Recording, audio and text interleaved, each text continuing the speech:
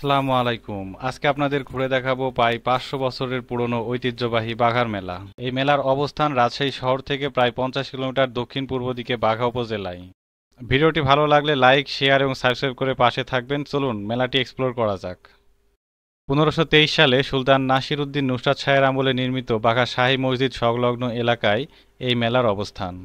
5 গম্বুজ বিশিষ্ট মসজিদের দেয়ালে চোখে পড়ে দৃষ্টিনন্দন টেরাকোটার কারুকাজ, যা বাংলার মুসলিম স্থাপত্যশৈলীর এক অপূর্ব নিদর্শন। ইসলাম প্রচারক হযরত শাহদোলা এবং তার ছেলের উরস মোবারক উপলক্ষে ঈদুল ফিতরের দিন থেকে প্রায় 1 মাস ব্যাপী এই মেলা উদযাপিত হয়। ঐতিহ্যবাহী এই বাঘার মেলায় আশেপাশের জেলা থেকেও মানুষ ছুটে আসে একসাথে ধর্ম, সংস্কৃতি আর উৎসব উপভোগ করতে। মাজারের ঠিক পাশে আরেকটা মসজিদ আছে, যেটা হাওয়াখানা মসজিদ নামে সকলের কাছে পরিচিত, এবং এই মসজিদের পাশেই রয়েছে একটি বিশাল বড় দিঘি। দিঘির চারপাশে সুন্দরভাবে রাস্তা করার কারণে আপনি দিঘির সৌন্দর্যটা ঘুরে ঘুরে দেখতে পারবেন এবং উপভোগ করতে পারবেন। এই মেলায় শিশু থেকে বড় সব বয়সের মানুষকে আনন্দ দেওয়ার জন্য রয়েছে দোল খেলানো নৌকা, নাগরদোলা, ভূতের ঘর, সার্কাস, খেলনা ট্রেন, আরও অনেক কিছু। টয় ট্রেন, ছোট্ট একটি কামরা। শিশুরা বাবা মায়ের কোলে বসে হাত নাড়ে হাসে। তাদের এই হাসিই যেন মেলার আসল সৌন্দর্য। ট্রেনের প্রতিটি বগি, নাগরদোলা, দোল খেলানো নৌকায় যেন ভরে থাকে খুশির ঝলক। এগুলা শুধু খেলনা নয়, এগুলো আমাদের শৈশবের স্মৃতি। তাছাড়া মেলার ভিতরে ঢুকলেই চোখে পড়ে সারি সারি দোকান। বেশিরভাগই দোকান মেয়েদের জুয়েলারিতে ভরপুর। ছোট ছোট বাচ্চাদের খেলনা, কাঠ, বাঁশ এবং মাটির তৈরি অনেক জিনিস এখানে রয়েছে।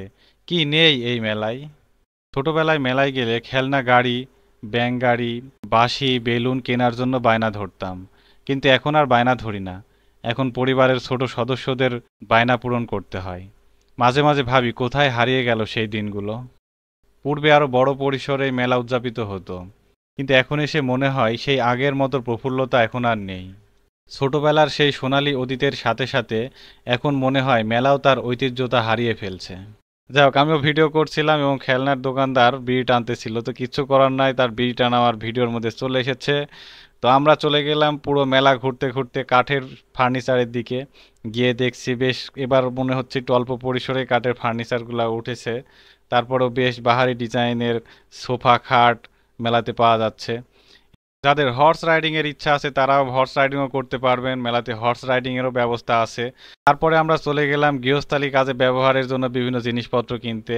তো সেখানে বাঁশের তৈরি বিভিন্ন ধরনের গৃহস্থালী কাজে ব্যবহারের জিনিসপত্র আছে এবং সেগুলো অনেক সুন্দরভাবে ডিজাইন করা।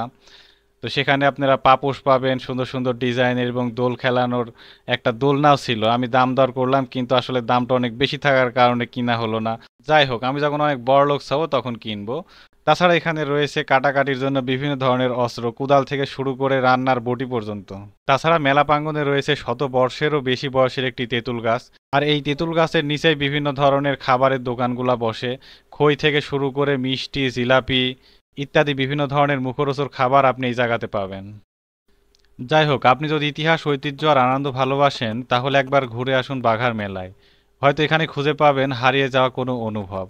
তো ভিডিওটা আজকের মতো এই পর্যন্তই। যদি ভালো লাগে তাহলে আমাদের পেজটাকে ফলো দিবেন এবং আমাদের ইউটিউব চ্যানেলটাকে সাবস্ক্রাইব করবেন।